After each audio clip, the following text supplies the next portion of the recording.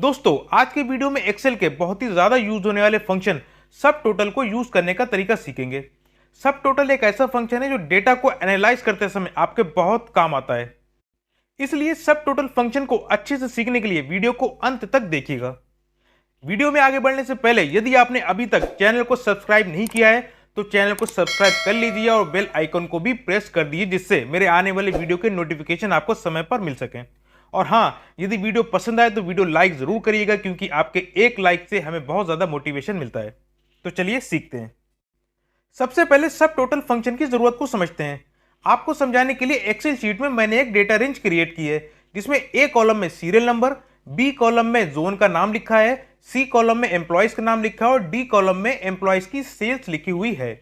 और यहां पर डी कॉलम के लास्ट सेल में मैंने टोटल सेल का सम निकालने के लिए मैंने सम फॉर्मूले का यूज किया है।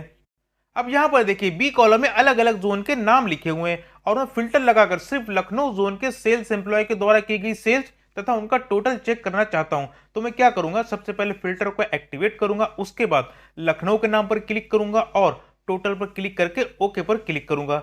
अब यहां पर ध्यान देने वाली बात यह है कि मुझे सिर्फ लखनऊ के सेल्स एम्प्लॉय की सेल्स चेक करनी है और उनका टोटल चेक करना है। लेकिन मैंने जो फिल्टर लगाया है, फिल्टर लगाने के बाद जो जहां पर मुझे टोटल सेल्स दिखाई दे रही है वो मुझे सभी जोन्स की टोटल सेल्स दिखाई दे रही है, जबकि मुझे सिर्फ लखनऊ जोन की टोटल सेल्स चेक करनी थी।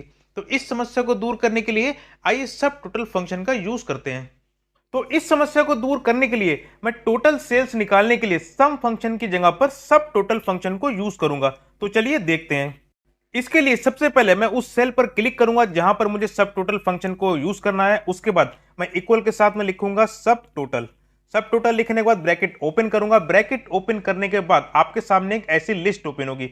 इस लिस्ट में आपको अलग अलग चीजें लिखी दिखाई दे रही है। सबसे पहले नंबर पे एवरेज लिखा दिखाई दे रहा है, दूसरे नंबर पे काउंट लिखा दिखाई दे रहा है, तीसरे नंबर पे काउंट ए लिखा दिखाई दे रहा है। उसी तरीके से आपको यहाँ पर देखिए 9 नंबर पे आपको सम लिखा दिखाई दे रहा है। क्योंकि मेरे वाले केस में मुझे सम करना है तो इसलिए मैं सम पर डबल क्लिक कर दूंगा। डबल क्लिक करने के बाद अब मैं कॉमा लगाऊंगा। कॉमा लगाने के बाद अब मैं पूरी टोटल रेंज को सिलेक्ट कर लूंगा। टोटल रेंज सिलेक्ट करने के बाद मैं ब्रैकेट को क्लोज कर दूंगा और एंटर प्रेस कर दूंगा। अब देखिए, अब यहां पर जो मैंने टोटल सेल निकाली है वो मैंने सब टोटल फंक्शन का यूज करके टोटल सेल्स निकाली है। तो देखिए, अब मैं यदि किसी भी जोन के नाम पे फिल्टर लगाऊंगा तो मुझे वहां पर जो टोटल सेल्स दिखाई देगी वो केवल उसी जोन की टोटल सेल्स दिखाई देगी। तो चलिए सिलेक्ट करते हैं। सबसे पहले मैं फिल्टर लगाकर लखनऊ को सिलेक्ट कर लेता हूं।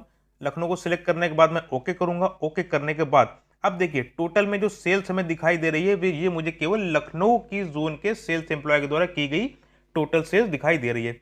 इसी तरीके से मैं लखनऊ की जगह पर बरेली अगर सिलेक्ट कर लेता हूं और ओके पर क्लिक करता हूं, अब मुझे केवल बरेली की टोटल सेल्स दिखाई दे रही है।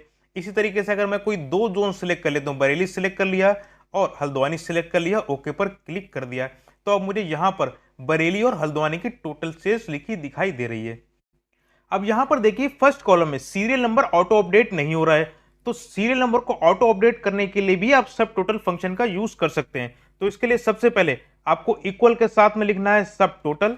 उसके बाद ब्रैकेट को ओपन करना है। ब्रैकेट ओपन करने के बाद यहां पर आपको थर्ड नंबर पे काउंट ए लिखा दिखाई दे रहा है। आपको थर्ड नंबर पे डबल क्लिक कर देना है। उसके बाद कॉमा लगाना है। कॉमा लगाने के बाद आपसे रेफरेंस पूछा जा रहा है। रेफरेंस के लिए इसके सामने वाला जो सेल है उसका नाम लिख देना है। सामने वाला सेल है B2, तो मैं यहां पर लिख दूंगा B2। उसके बाद मैं लगाऊंगा कॉलम्स। कॉलम्स लगाने के बाद मैं फिर से B2 लिखूंगा। अब यहां पर देखिए जो मैंने फर्स्ट B2 लिखा है इसको मैं इस तरीके से सिलेक्ट करूंगा। सिलेक्ट करने के बाद मैं F4 बटन प्रेस करके इसको फ्रीज कर दूंगा। अब मैं इसका ब्रैकेट क्लोज कर दूंगा। ब्रैकेट क्लोज करने के बाद आपका फॉर्मूला अप्लाई हो चुका है। अब इसी फॉर्मूले को आप सभी सेल में इस तरीके से ड्रैग करके कॉपी कर सकते हैं। तो हमारा फॉर्मूला अप्लाई हो चुका है। अब देखिए मैं किसी भी जोन के नाम पे फिल्टर लगाऊंगा तो फिल्टर लगाने के बाद देखिए क्या होगा, बरेली के नाम पे फिल्टर लगाया तो सीरियल नंबर भी ऑटो अपडेट हो गया।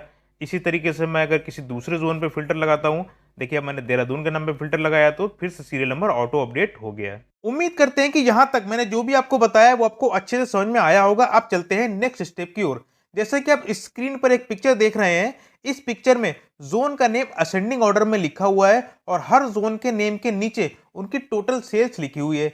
सेम इसी तरह से मैं मेरी डेटा रेंज को भी अरेंज करना चाहता हूं। अब यदि मैं मैनुअल तरीके से मैं मेरी डेटा रेंज को इस तरीके से अरेंज करूंगा तो मेरा बहुत ज्यादा समय नष्ट हो जाएगा। तो आइए समय को बचाने के लिए सब टोटल फंक्शन का यूज करते हैं। जैसा कि आपको पिक्चर में दिखाया गया था उस तरीके से डेटा को अरेंज करने के लिए सबसे पहले आपको जोन के नेम को असेंडिंग या डिसेंडिंग ऑर्डर में सॉर्ट करना है। और जोन के नेम को सॉर्ट करने के लिए सबसे पहले जोन वाले कॉलम में किसी भी सेल पर आपको क्लिक करना है, उसके बाद होम पर क्लिक करना है।